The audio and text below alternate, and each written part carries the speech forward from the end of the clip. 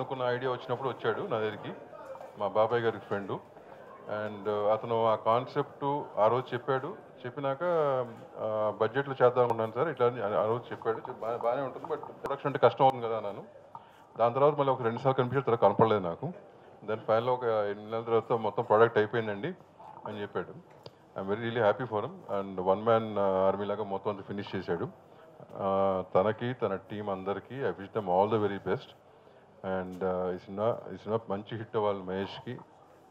తనకి మెయిన్ డబ్బు కంటే కూడా ఒక కెరియర్గా అతను ఒరిజినల్ కెరియర్ని పనంగా పెట్టి సినిమా తీశాడు. డబ్బు అనేది కంటే కూడా అతనికి కెరియర్గా అతనికి నిలవాలి. That was his ambition, that's what he told me. So I wish his dream comes true. Thank you very much అండి. ఈ ట్రైలర్ని నిన్నే నాకు మన నవీన్ చూపించాడు, ఈ ప్రొడక్షన్కి executive producer. And they both together work, Mahesh and Naveen. It was a fantastic. ఇప్పుడే మీరు చూశారు, దాసరి నారాయణరావు గారి స్పందన కూడా చూశారు. I wish him and his entire team all the very best. And apart from that, as a joint secretary of the producer council, I'll be more than happy to guide them, assist them in terms of getting the theaters. Definitely వాళ్ళకి ఎలాంటి help కావాలన్నా కానీ మేము చేస్తాము.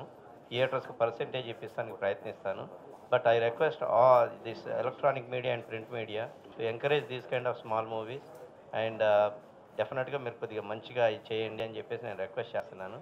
అలాగే I request all the audience also in both Telugu states to watch this kind of movie, or especially this movie, and make it a grand success. Thank you very much. Mahesh గారు నాకు అసలు ముందు పరిచయం లేదు. ఒక 4 నెలల క్రితం నాకు ఫోన్ చేసి పరిచయం చేసుకున్నారు. ఫోన్లో పరిచయం చేసుకుని, నేను ఇలా పలానా సినిమా తీసాను సార్, ప్రొడ్యూసర్ కమ్ డైరెక్టర్ని, ఒకసారి మిమ్మల్ని మీట్ అవ్వాలి. హలో హలో నన్ను 4 నెలల క్రితం కలిసి, ఇలాగా నేను ఒకసారి మీ అపాయింట్మెంట్ కావాలి సార్, నేను కలవాలి మిమ్మల్ని అన్నారు. ఎవరు మీరు అని అడిగితే, ఇలాగ నేను ఒక సినిమా తీసాను సార్, ప్రొడ్యూసర్ కమ్ డైరెక్టర్ని అన్నారు. వచ్చారు, నాకు ఈ బ్రోచరు చూపించి నాకు ఒక్కసారి మీ గురువుగారు అయినటువంటి దాసనారాయణ గారి అపాయింట్మెంట్ కావాలి సార్ అన్నారు. దేనికి అన్నాను. అంటే ఏదైనా ఈ పిక్చర్ ఫంక్షన్కి పిలవాలని అన్నారు. ఫంక్షన్కి అయితే కష్టం అండి, ఇబ్బంది అవుద్దేమో, ఆయన చాలా పనుల్లో ఉన్నారు అన్నాను.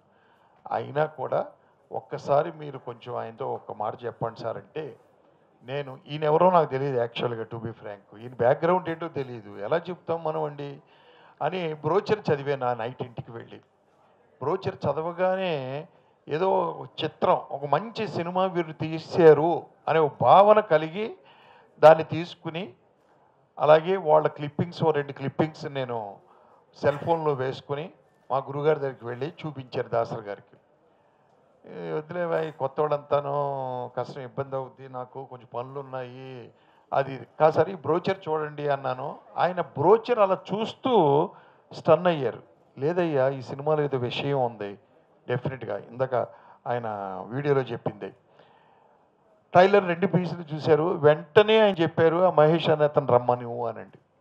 అంటే ఆయనకి ఈ సినిమా మీద అంత ఇంప్రెషన్ ఏర్పడింది, ఆయనకి కానీ నాకు కానీ. అంటే నేను గొప్పవాడిని కాదు, నాకు ఏదో చిన్న కొంత నాలెడ్జ్ ఉండి మనం కొన్ని సినిమాలు తీసాం కాబట్టి.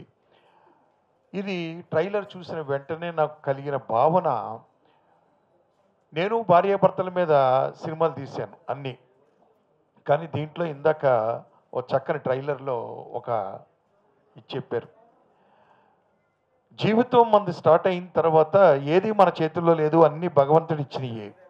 బట్ మన సెలక్షన్ అల్లా ఒక వైఫే మనతో జీవితాంతం రన్ అయ్యే వ్యక్తి, భార్యాభర్తల అనుబంధం. ఈ భార్యాభర్తల అనుబంధం మీద ఎన్నో సినిమాలు నేను తీసి ఈవేళ షాక్ అయింది ఏంటంటే, నేను ట్రైలర్ చూస్తూ ఉన్నప్పుడు భార్యాభర్తల మధ్య ద్వేషం వస్తే ఆ ద్వేషం ఎలా ఉంటుంది అనేది ఆయన ఒక గ్రాఫిక్స్లో చూపించారే ఒక బొమ్మని, అంత భయంకరంగా ఉంటుంది ద్వేషం అనేది నాకు అర్థమైంది.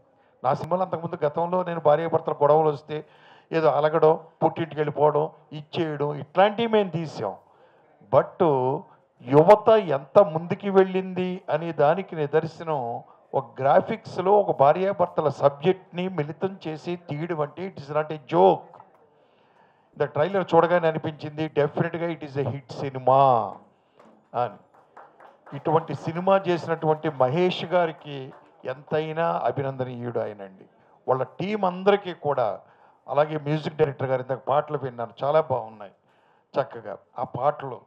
వీళ్ళ అందరి టీంకి కూడా నా యొక్క అభినందనలు తెలియపరచుకుంటారు. ఈ సందర్భంగా ఇద్దరికి అభినందనలు తెలియపరచాలి సార్. ఆదిత్య మ్యూజిక్ వారు ఒక చిన్న సినిమాల్ని వాళ్ళు ప్రమోట్ చేస్తున్నారు ఈ మధ్యకాలంలో. అంటే ఈ మధ్యన పెద్ద వేవ్లాగా వచ్చేసింది ఇండస్ట్రీలో. పెద్ద సినిమాలు గొడవ, చిన్న సినిమాలు తక్కువైపోతున్నారు, అనగదొక్కుతున్నారు అనే ఓ భావన క్రియేట్ అయిపోయింది అందరికీ కూడా. అటువంటి టైంలో ఒక ఆడియో బయటికి వెళ్ళడానికి చిన్న సినిమాకి వారు ఆదిత్య వారు ముందుకు వస్తున్నారంటే హ్యాట్స్ ఆఫ్. వారికి సభాముఖంగా కూడా నేను ధన్యవాదాలు తెలియపరచుకుంటున్నాను. అట్లాగే వడ్లపూడి మోహన్ గారు ఇందాక ఒక డైలాగ్ అన్నారు. నేను కౌన్సిలర్ ఛాంబర్ అండి, జాయింట్ సెక్రటరీగా ఉన్నాను. ఇటువంటి చిన్న సినిమాల్ని ప్రమోట్ చేయడానికి నేను ఒకనంటూ ఉన్నాను మీ వెనకాలని గుర్తుపెట్టుకోండి అన్నారు ఆయనండి. అంటే చిన్న సినిమాల మీద వారికి ఉన్న అభిప్రాయాన్ని మీరు ఎంత గొప్పగా మనం చెప్పొచ్చు అంటే, మనం మీ అందరికీ కూడా అంత గొప్పగా చెప్పొచ్చు. చిన్న సినిమాల్లోనే జనరల్గా కథ ఉంటుంది, గొప్ప స్క్రీన్ ప్లే ఉంటుంది, గొప్ప పాటలు ఉంటాయి, గొప్ప ఇది ఉంటుందండి. స్టార్ సినిమాలు వచ్చేటప్పటికి కొంచెం అటు ఇటు అయినా పర్వాలేదు, వీక్ అయినా కొట్టుకుపోతాయి. బట్ చిన్న సినిమాలు అలా కాదు, ఎన్ని జాగ్రత్తగా ఉండాలి. ఇంత జాగ్రత్తగా చేసిన మాకు రిలీజ్కి ఎక్కడ వస్తుంది ప్రాబ్లము? థియేటర్స్. చిన్న సినిమాకి థియేటర్లు దొరకట్లేదు, ఇవ్వట్లేదు.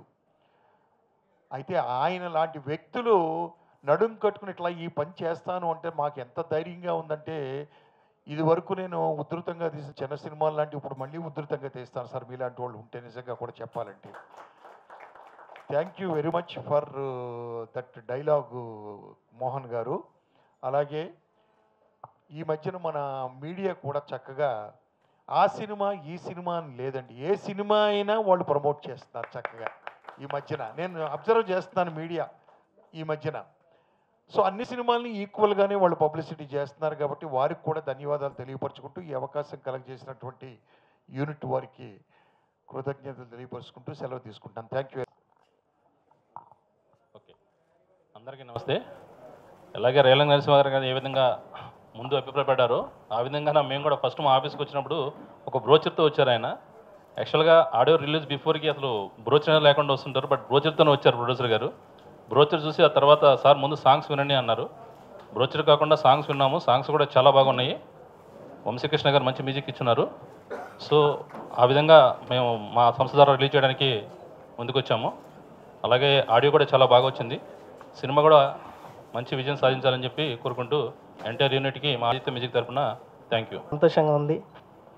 ఈ అవకాశం ఇచ్చినందుకు మహేష్ గారికి థ్యాంక్స్ చెప్పాలి. పాటలు అన్నీ చాలా బాగా వచ్చినాయి.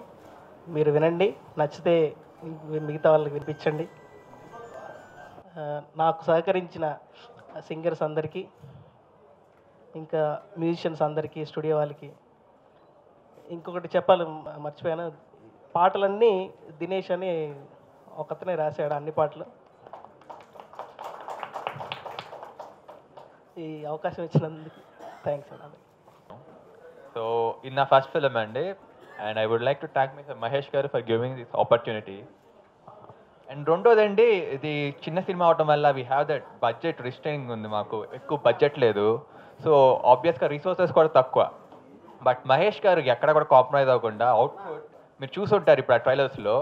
ఆ అవుట్పుట్ చూస్తే మీకు ఎక్కడ ఏం కనిపించడండి. So it was a whole team work and it's not individual effort ఇక్కడ.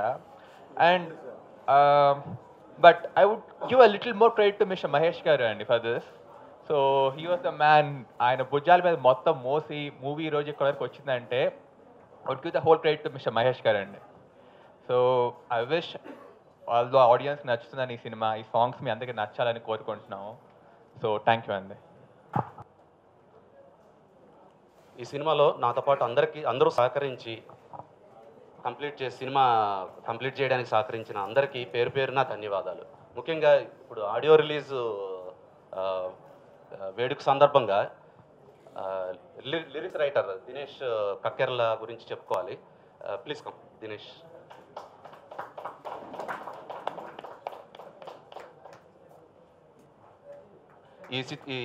ఈ చిత్రంలో సాంగ్స్ అన్నీ ఇతనే రాశారు, దినేష్.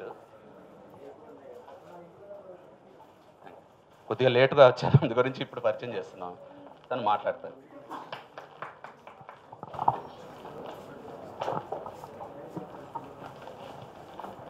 అందరికీ నమస్కారం అండి.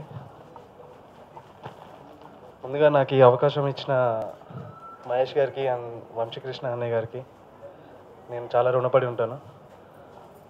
పాటలు రాయడంలో నాకు దీనికి మూవీలో నాకు ఒక మంచి సిచ్యువేషన్స్ ఇచ్చారు అండ్ నాలో ఉన్న టాలెంట్ని బయట తీయడానికి ఒక మంచి స్టేజ్ ఇచ్చినట్టు నేను అనుకుంటున్నాను. నేను దాన్ని భావించి రాశాను అండ్ అది మీరు విని ఏమేర వరకు నేను సక్సెస్ అయ్యానన్నది మీ చేతిలో ఉందండి. అండ్ ఇక్కడికి వచ్చిన ప్రతి ఒక్కరికి థ్యాంక్ యూ. మన చిత్రంలో పనిచేసిన టెక్నీషియన్స్, ఆర్టిస్టులు ఎంతోమంది వచ్చారు. కానీ అందరికి పేరు పేరున ఏమీ అనుకోకుండా నా ధన్యవాదాలు తెలుపుకుంటున్నాను. మీరేమీ ఫీల్ అవ్వద్దు, ఈ సమయాభావం వల్ల పరిచయం చేయలేకపోతున్నాను అందరినీ. సో మీడియాకి అందరూ కలిసి ఒక గ్రూప్ ఫోటో ఇవ్వండి. నెక్స్ట్ ఫినిషింగ్ టచ్ మనం ఒక ట్రైలర్తో ఫినిష్ చేద్దాము. Next vote of thanks. Just sir, yeah, just will watch one trailer, then I will talk about movie.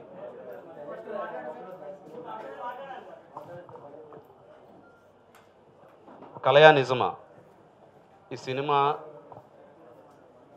ఇది యాక్చువల్గా ఫ్యామిలీ థ్రిల్లర్ ఎంటర్టైన్మెంట్ కూడా ఉంది.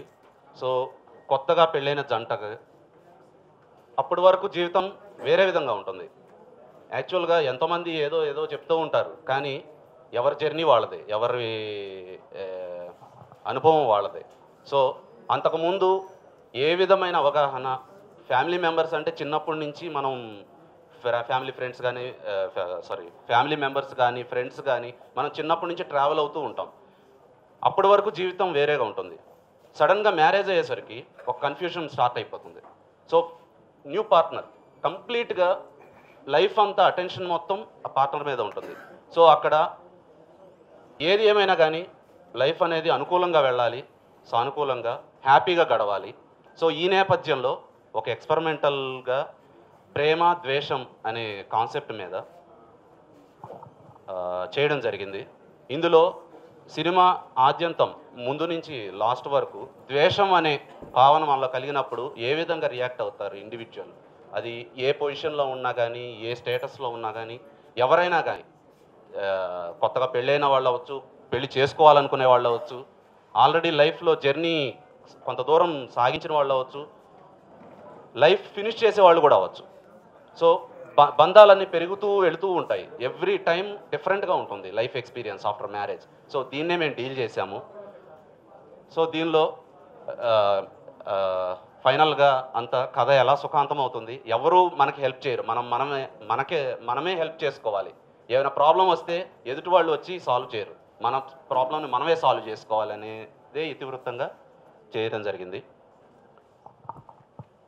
ఈ సినిమాలో ముఖ్యంగా గ్రాఫిక్స్ వర్క్ చాలా ఎక్కువగా ఉంటుంది. ఎందుకంటే ద్వేషం అనే క్యారెక్టర్కి ఒక రూపం ఇచ్చాం. జస్ట్ ఒక భావంలాగా ఏదో చెప్పడం అనే కాకుండా, ఒక ఎక్స్ప్రెషన్ కాకుండా ఒక రూపం ఇవ్వడం జరిగింది. సో ఇది దాదాపుగా ఒక 10 నిమిషాలు గ్రాఫిక్స్ వర్క్ ఉంటుంది. దీంతో బాగా ఎంటర్టైన్ అవుతారు ఆడియన్స్. సో ఇది ఒక వినూత్నమైన ప్రయోగము, అందరూ ఆదరిస్తారని కోరుకుంటూ సెలవు తీసుకుంటున్నాను.